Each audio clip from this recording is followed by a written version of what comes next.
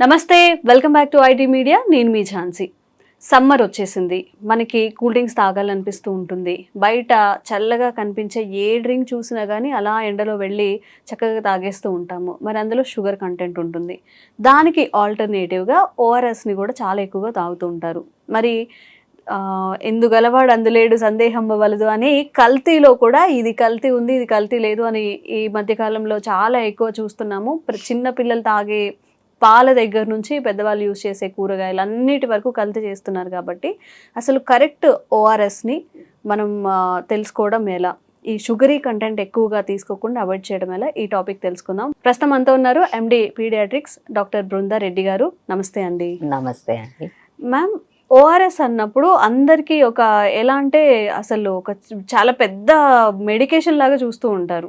అంటే నీరసం వచ్చినా కానివ్వండి, కొంచెం ఓన్లీ పేషెంట్స్కి కాకుండా ఇంట్లో విమెన్ కానీ పిల్లల్లో కానీ ఏదైనా వాళ్ళకి హెల్త్ బాగాలేకపోయినా కూడా వెంటనే ఓఆర్ఎస్ తీసుకొస్తూ ఉంటారు. మరి as per WHO guide lines ప్రకారం అసలు ఓఆర్ఎస్ని ఎలా చూస్ చేసుకోవాలి, మనం వేటిని అవాయిడ్ చేయాలి ఓఆర్ఎస్ కొనేప్పుడు? సో ఇండియాలో diarrhoea is the third leading cause of deaths అండి. Under 5 years 13% of the cases మార్టాలిటీకి diarrhoea is the cause. WHO UNICEF ఒక ఓఆర్ఎస్ రికమెండేషన్ ఇచ్చింది, లో ఆస్మోలాలిటీ ఓఆర్ఎస్. అదేంటంటే 245 మిల్లీ-ఆస్మోల్స్ పర్ లీటర్ అనేది ఉండాలి. ఈ ఓఆర్ఎస్ అనేది చాలా ఇంపార్టెంట్, ఎందుకంటే diarrhoea main treatment ORS, probiotics and zinc అండి. సో ఓఆర్ఎస్ అనేది లో ఆస్మోలాలిటీ అనేది 2004 నుంచి స్టార్ట్ అయింది. దీన్నే IAP కూడా అడాప్ట్ చేసుకుంది. సో గవర్నమెంట్ ఆఫ్ ఇండియా కూడా ఇది అడాప్ట్ చేసుకొని అందరు ఏజెస్కి irrespective of the cause of diarrhoea low osmolarity ORS 245 milliosmoles per litre మాత్రమే ఉండాలని చెప్పారు. ఇది మనకి కమర్షియలీ అవైలబుల్ చాలా ప్రోడక్ట్స్ ఉన్నాయి. సో కన్ఫ్యూజ్ అవ్వకుండా ఎప్పుడు తీసుకున్నా ఆ లేబుల్ మీరు క్లియర్గా చెక్ చేసుకొని తీసుకోవాలి. WHO అప్రూవ్డ్ ఫార్ములా అని ఉన్నది మాత్రమే తీసుకోవాలన్నమాట. జనరల్ గా వేరే వాటి మీద కూడా WHO అప్రూవ్డ్ అంటే లేదు, ఉండదు. అది it's not right, they cannot keep it like that. So compulsory ఉంటది. ఏదైతే ఆ ఫార్ములా ఫాలో అవుతుందో, ఆ ప్రోటోకాల్ ఫాలో అవుతుందో, చిన్నగా అయినా పెద్దగా అయినా కంపల్సరీ ఉంటుంది. అదే ఒరిజినల్ ఓఆర్ఎస్. ఓకే మ్యామ్, ఇప్పుడు చూస్తున్నట్లే చాలా పెద్ద పెద్ద సెలబ్రిటీస్ కూడా వాకింగ్ చేస్తున్నారా, షుగరీ కంటెంట్ తీసుకుంటున్నారా, దీని బదులు ఓఆర్ఎస్ తాగండి, లేకపోతే ఇంకేదో ప్రమోట్ చేస్తూ ఉంటారు. నాట్ ఓన్లీ ఓఆర్ఎస్, కొన్ని జ్యూసెస్ని అవాయిడ్ చేసి ఇవి ఇంటేక్ చేసుకోండి అని చెప్పి. అంటే ఒక డ్రింక్ని మనం తీసుకుంటే దానివల్ల ఈ షుగరీ కంటెంట్ ఉండడం వల్ల ఎలాంటి హెల్త్ ఇష్యూస్ అనేవి మనకు వచ్చే అవకాశం ఉంటుంది? సో ఫస్ట్ థింగ్ అండి, ఓఆర్ఎస్ అనేది డీహైడ్రేషన్ ఉందని మీ డాక్టర్ అసెస్ చేసినాక ప్రిస్క్రైబ్ చేస్తే మాత్రమే తీసుకోవాలి.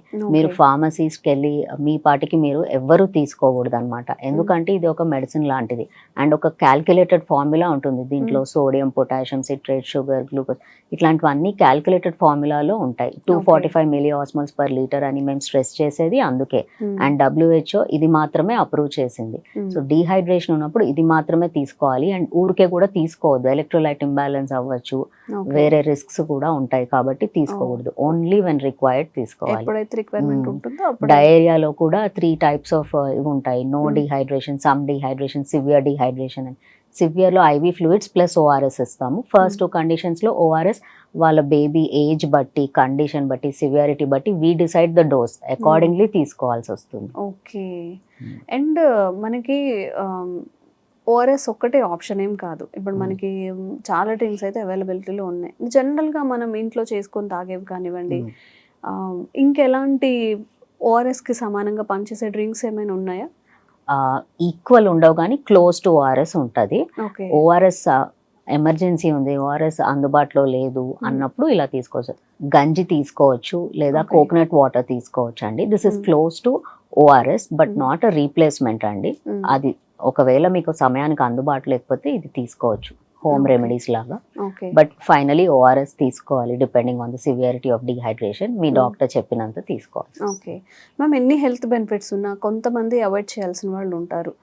ఓఆర్ఎస్ని కూడా ఎక్కువగా తీసుకోకూడదని మీరు ఇప్పుడు చెప్తున్నారు కాబట్టి ఎలాంటి వాళ్ళు ఓఆర్ఎస్ని తీసుకోకూడదు, అంటే ఈ షుగరీ కంటెంట్ ఉన్న వాళ్ళు ఎవరు తీసుకోకూడదు? అలా ఏం ఉండదండి. When there is dehydration doctor decide చేస్తారు.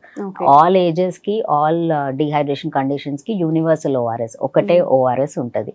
అది ఓన్లీ వెన్ రిక్వైర్డ్ మేము చెప్తాము. అందుకే మీరు ఇందాక మెన్షన్ చేశారు కొందరు యాడ్స్ చూసి లేదా ఎండలు ఎక్కువైనాయి అని అట్లా తీసుకుంటారని, అది కరెక్ట్ కాదు. ఓన్లీ వెన్ రిక్వైర్డ్ తీసుకోవాలి. మ్యామ్ ఇప్పుడు ఆల్రెడీ సమ్మర్ స్టార్ట్ అయిపోయింది, మనం బయటికి వెళ్ళినట్టయితే టెంపరేచర్ చాలా ఎక్కువగా ఉంటున్నాయి, మరి వడదెబ్బ తగలడం అంటూ ఉంటారు. ఎక్కువగా ఎండలో తిరిగినప్పుడు మనం చాలా హెల్త్ చాలా పాడవుతుంది, చాలా నీరసం అయిపోతూ ఉంటారు. ఇప్పుడు ఈ సమ్మర్కి ఎలాంటి జాగ్రత్తలు పాటించాలి? సో వడదెబ్బ, హీట్ స్ట్రోక్ అనేది more than body core temperature more than 40 degrees Celsius, అంటే internal organs and tissues temperature more than 40 degrees Celsius ఉంటే హీట్ స్ట్రోక్ అని అంటాం అనమాట.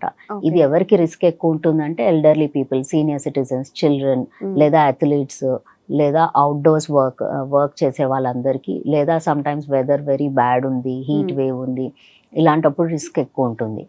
ఈ బాడీ టెంపరేచర్ ఎప్పుడైతే ఇంక్రీజ్ అవుతుందో సెంట్రల్ నర్వస్ సిస్టమ్ డిస్ఫంక్షన్ అవుతుంది. దీనివల్ల బాడీలో మల్టిపుల్ ఆర్గన్స్ ఎఫెక్ట్ అయ్యే ఛాన్స్ ఉంది. లైక్ లంగ్స్లో ఫ్లూయిడ్ అక్యుములేషన్ అవ్వచ్చు, హార్ట్ ఫంక్షన్ ఎఫెక్ట్ అవ్వచ్చు, కిడ్నీ ఎఫెక్ట్ అవుతుంది, అలా చాలా ఆర్గన్స్ ఎఫెక్ట్ అవుతుంది. సివియర్గా ఉంటే కోమా, డెత్ కూడా అవుతుంది. ఇది మార్టాలిటీ రేట్ అప్రాక్సిమేట్లీ 40 to 65% ఉంటుంది అనమాట దీనివల్ల డెత్స్ అయ్యేది. అండ్ ఇది ఒక ఎమర్జెన్సీ కండిషన్. దీన్ని ఎలా ఐడెంటిఫై చేయాలి అంటే, మీకు ఫీవర్లా అనిపిస్తుంది, బాడీ అంతా వేడవుతుంది, తర్వాత మెంటల్ ఆల్టరేషన్, డిస్టర్బెన్స్ ఉంటుంది అనమాట, నాజియా, వామిటింగ్ ఉంటుంది, అంటే వామిటింగ్ సెన్సేషన్ అవుతుంది, కొందరికి వామిటింగ్స్ కూడా అవుతాయి, బాడీలో హార్ట్ రేట్ పెరుగుతుంది అనమాట, హార్ట్ ఎక్కువ వర్క్ చేస్తుంది బాడీని కూల్ చేయడానికి, సో హార్ట్ రేట్ పెరుగుతుంది. అండ్ ఇలా చాలా సీరియస్ కండిషన్స్ ఉంటాయి. స్టమక్ పెయిన్ ఉంటుంది అండ్ హెడ్ ఏక్ ఉంటుంది సివియర్గా. ఇది ఒక ఎమర్జెన్సీ కండిషన్ కాబట్టి ఇలాంటి సిమ్టమ్స్ ఉంటే ఇమీడియట్గా హాస్పిటల్కి తీసుకెళ్లాల్సి వస్తుంది. ఇంకోటి, ఈ గ్యాప్లో టైం వేస్ట్ చేయకుండా వాళ్ళని అన్రెస్ట్ చేసేయాలి. ఒక కూల్ ప్లేస్, ఒక షాడో ఉన్న ప్లేస్కి తీసుకెళ్ళాలి. కూలింగ్ ఐస్ ప్యాక్స్ పెట్టాలి, కూల్ వాటర్ ఇవ్వచ్చు, చిల్డ్ వాటర్ ఇవ్వాలి, అండ్ వాటర్ స్ప్రే చేయొచ్చు బాడీ మీద. బాడీని బేసిక్గా కూల్ చేయాలి. విదిన్ 30 minutes చేస్తే కనుక మల్టిపుల్ ఆర్గన్ ఫెయిలియర్ అవ్వకుండా, డెత్ అవ్వకుండా మనం పేషెంట్స్ని కాపాడగలుగుతాము. అండ్ హాస్పిటల్ వెళ్ళాక ఐవీ ఫ్లూయిడ్స్ అవన్నీ ఏవేవి అవసరమో డాక్టర్ చూసి దాన్ని బట్టి ట్రీట్ చేస్తారనమాట. Okay okay ma'am. అండ్ మనం ఇప్పుడు ఓఆర్ఎస్ గురించి మాట్లాడాం కాబట్టి చిన్న పిల్లలకి వీళ్ళకి అంటే రెస్ట్రిక్షన్స్ ఉంటాయా? ఈ ఏజ్ నుంచి మాత్రమే ఇట్లా ఏదైనా ఇవ్వాలి, లేకపోతే న్యాచురల్గానే ఇవ్వాలి అని చెప్పి అలా ఏమైనా ఉన్నాయా? సో నేను ఇందాక మెన్షన్ చేసినట్టు బర్త్ నుంచి 6 months వరకు ఎక్స్క్లూజివ్ బ్రెస్ట్ ఫీడ్స్ అంటాం, అంటే తల్లి పాలు తప్ప ఇంకేమీ అవసరం లేదు. ఒకవేళ సమ్మర్ వచ్చింది లేదా ఇన్ జనరల్ బేబీకి దాహం వేసిందంటే ఇంట్లో పెద్దవాళ్ళు నీళ్ళు పట్టి ఒక స్పూన్ అంటారు, అది కూడా అవసరం లేదు. తల్లి పాలలో నీళ్ళు 88% దాకా ఉంటాయి, ఆ వాటర్ ఇస్తే సరిపోతుంది అనమాట. ఒకవేళ గనక సివియర్ గా ఉంది, డల్ ఉంది, బేబీ యూరిన్ సరిగ్గా పాస్ చేయట్లేదు అని మీకు డౌట్ ఉంటే గనక అప్పుడు డాక్టర్ చూస్తే అసెస్ చేసి ఓఆర్ఎస్ అవసరమా లేదా చెప్తారు. But otherwise 0 to 6 months usually అవసరం పడదు ఓఆర్ఎస్. ఐవీ ఫ్లూయిడ్స్ కానీ ఓఆర్ఎస్ కానీ అవసరం పడదు. Okay, thank you ma'am. Thank you.